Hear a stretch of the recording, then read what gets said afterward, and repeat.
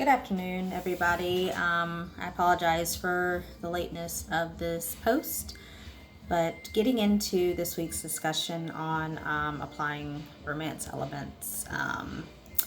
Romance isn't my chosen genre for this program, although I have considered changing it from YA to romance, but I figure that YA is so flexible, I can just incorporate romantic elements if I choose to.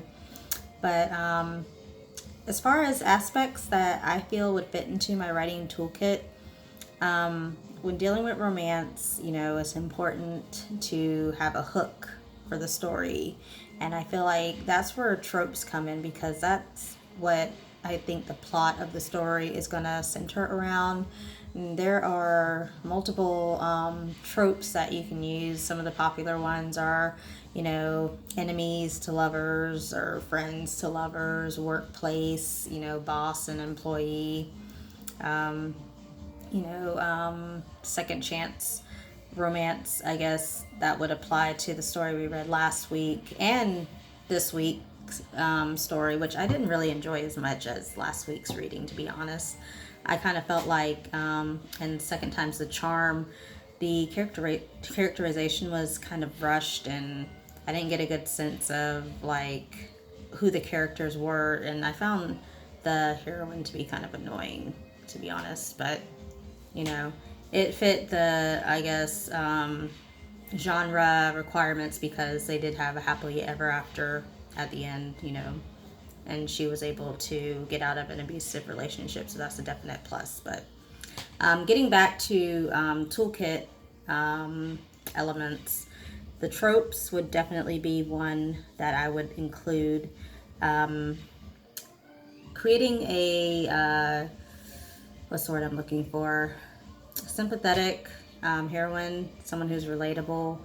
That would definitely be another thing that I would include. You want readers to relate to the heroine.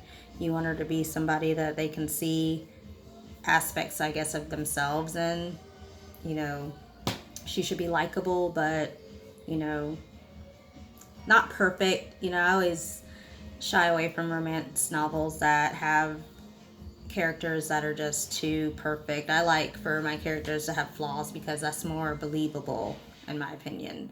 So, she should be relatable in that sense. She should have flaws and be working towards, I guess, overcoming them or certain obstacles in her life. But she shouldn't be Mary Sue, I guess is the word I'm looking for. And other than that, the promise of the happily ever after, but I think one of the materials for this week's reading said it better.